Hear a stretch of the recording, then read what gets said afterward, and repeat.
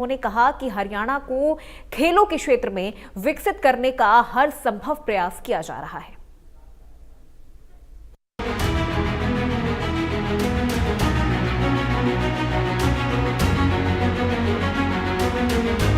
प्रतिभा को सही मंच देना और युवाओं को तरक्की की मंजिलों तक पहुंचाना, ये वो लक्ष्य है जिसे पूरा करने के लिए हरियाणा सरकार हर असरदार कोशिश कर रही है। इन कोशिशों को कामयाब करती ये तस्वीरें कुरुक्षेत्र के द्रोणाचार्य स्टेडियम की हैं, जहां 1,10,000 खिलाड़ियों ने अलग अलग खेलों में अपनी प्रतिभा का जौहर दिखाया है और बताया है कि हरियाणा खेलों की नर्सरी क्यों कहा जाता है। ये कार्यक्रम सांसद खेल महोत्सव का है, जिसके समापन समारोह में नायब सिंह सैनी ने शिरकत की और विजेता खिलाड़ियों को नगद राशि और पुरस्कार देकर सम्मानित किया। खिलाड़ियों के जज्बे को बढ़ाते हुए नायब सिंह सैनी ने खिलाड़ियों से कहा कि 2036 के ओलंपिक में हरियाणा के खिलाड़ी सबसे अधिक पदक जीतने का लक्ष्य लेकर मैदान में उतरेंगे और इससे प्रदेश के खिलाड़ी धाकड़ किसान, धाकड़ पहलवान की धरा के रूप में विश्व में बनी पहचान को और आगे लेकर जाएंगे। यह सांसद खेल महोत्सव मात्र एक प्रतियोगिता या खेल नहीं है, यह एक स्वस्थ उत्सव भी है। साथियों, हम सब जानते हैं कि यह हमारे खेलो इंडिया और फिट इंडिया अभियान को जमीनी स्तर पर ये बल देने के भी काम करते हैं। इसका ध्येय स्पष्ट है कि फिट युवा फॉर विकसित भारत, ये इसका उद्देश्य है, इसका ध्येय है। साथियों, कई बार इंसान के अंदर हुनर होने के बाद भी अवसर न मिलने के कारण वह कामयाबी की सीढ़ी नहीं चढ़ सकता।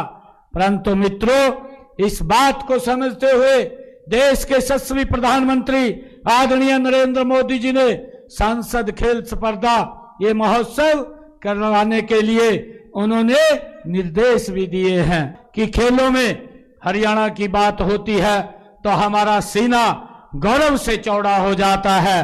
खैर, हरियाणा खिलाड़ियों की एक खान है। हमारे युवाओं की मजबूत इच्छा शक्ति और उनकी कड़ी मेहनत का ही ये नतीजा है कि खेल देश के अंदर हो रहे या देश के बाहर हो रहे, हरियाणवी खिलाड़ी अपनी उपलब्धियों से देश के झंडे को निरंतर ऊंचा कर रहा है। ये हम सब के लिए गर्व की बात है। साथियों, मुझे खुशी है, इसी कारण ही हरियाणा का जो धाकड़ किसान है और धाकड़ पहलवान है, ये इसी धरा की ही हरियाणा की देन है।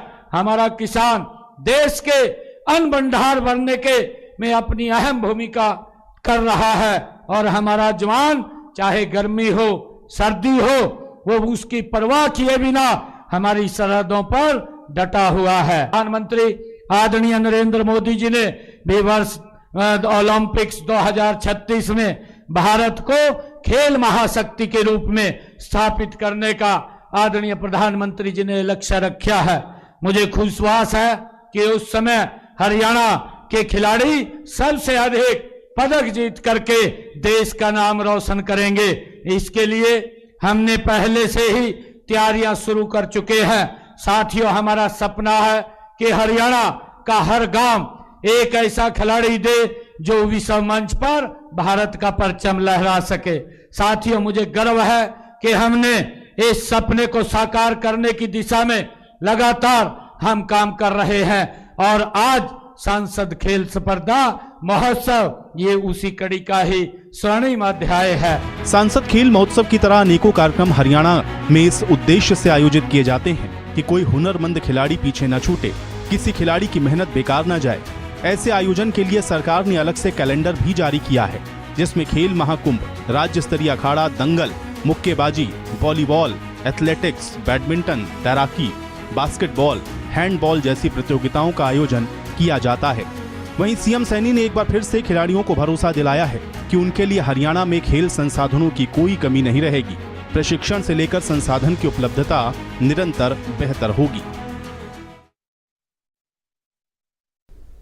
हरियाणा डायरी में मेरे साथ फिलहाल बस इतना ही। प्रदेश की तमाम खबरों के लिए आप देखते रहिए इंडिया न्यूज हरियाणा।